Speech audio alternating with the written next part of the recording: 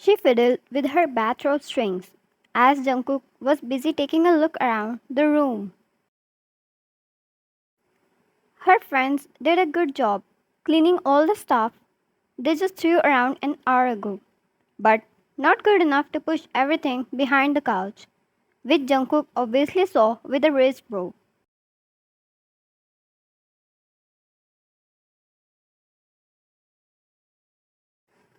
Wyan believed she did something wrong to someone, and they surely cursed at her to have a day filled with embarrassment.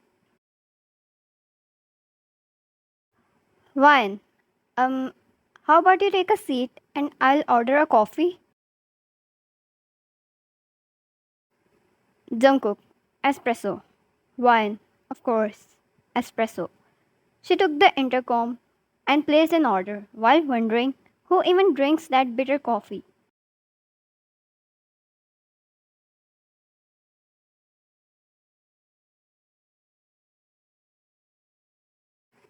Jungkook took a seat on the couch, and Wyan quickly changed into an outfit more reasonable. Wyan, I'm sorry about earlier. She took a seat as well once they were served with coffee. Jungkook exhaled as he took a sip of the coffee. The way he acted and the way he just took a sip. Wyan was convinced he came straight out of a royal family.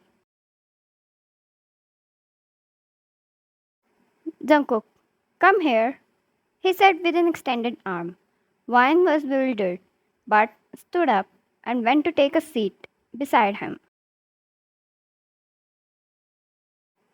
Jungkook, what did we talk about? Being comfortable. He took her hand purposefully, massaging his thumb over the ring in her finger.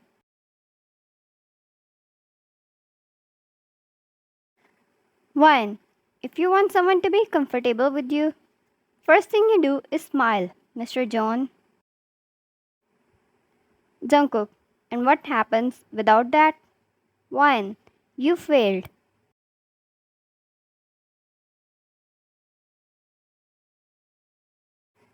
Jungkook was slightly turned towards her, his arm on the back of the couch behind her, and other hand holding her. It was driving her heart insane, but she was good at acting like it didn't.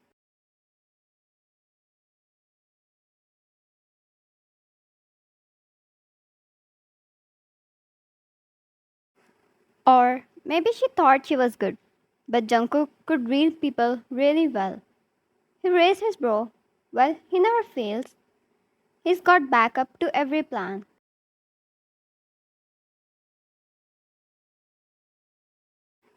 He suddenly held her chin, turning her towards him. It took her breath away when he leaned closer to her. Close enough to feel his hot breath, and then he kissed her. It was hot, warm, and insane. Resting his hand against her cheek, he deepened it, and when she returned the favor, her hand softly curling against his shirt, and she felt him brushing his fingers through her hair.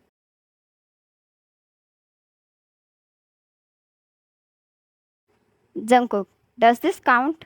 He asked when he pulled back. Their faces still close, and her breath was irregular. It was as if she was out of words at the sudden contact. When Jungkook didn't receive an answer, he kissed her again. His arm suddenly wrapping around her waist, settling her on his lap. Vine didn't hold back as she returned the favor, going all in. He felt broad and muscular under her hands. His body radiated heat, which could burn everyone in its vicinity. Once the two pulled away, Vine dug her face in his shoulder, red cheeks, but this time due to blush, and the cares of his hands against her back. Jungkook, how about now? Vine, that's near to it.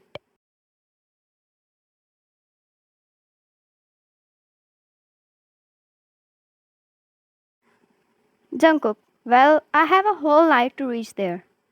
Wine. What? She pulled back and looked at him.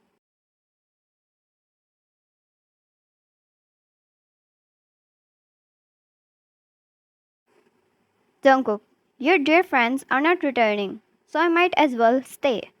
He stood up, keeping her in his arms, and walked to bed, placing her down. Her plan of killing her friends was slowly changing into something else. Something beautiful, like treating them a free meal.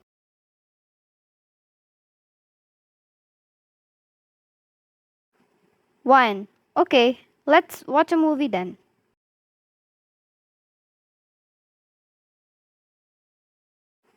Jungkook, play any. He walked to other side, taking a seat as well, and Wine took the remote. You look like someone who would like Oppenheimer, so I'll keep Barbie to myself. Jungkook, I told you, play any.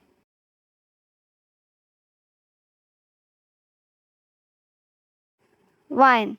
Even Barbie?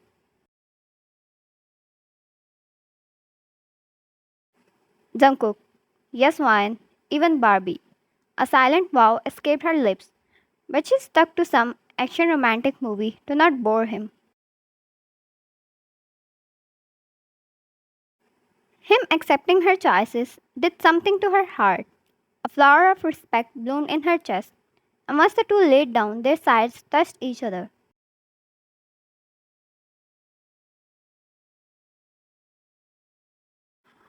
Halfway into the movie, and Vine was half asleep, Jungkook's arm being used as a pillow, and his fingers brushing through her hair, being the culprit of her sleepiness.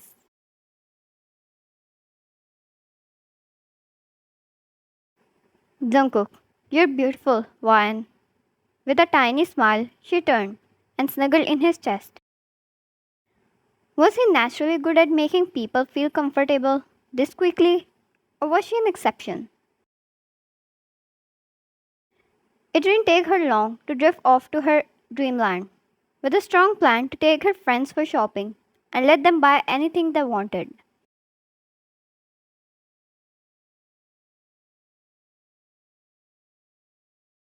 The next day, Jungkook left after telling her to enjoy her day out with her girls. And as much as she was excited to hug them, she knew she would have to give a whole presentation of how the night went.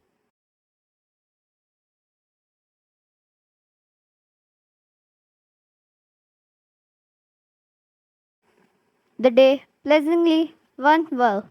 She sneaked out of the room when the two girls slept at night and walked to Jungkook's. She knocked at the door wearing a night dress, and when Jungkook opened, she smiled. Fine. So how about Barbie tonight? He smirked and pulled her inside, closing the door behind. And that's how they got closer to each other, with that one purple bag being a blessing in disguise.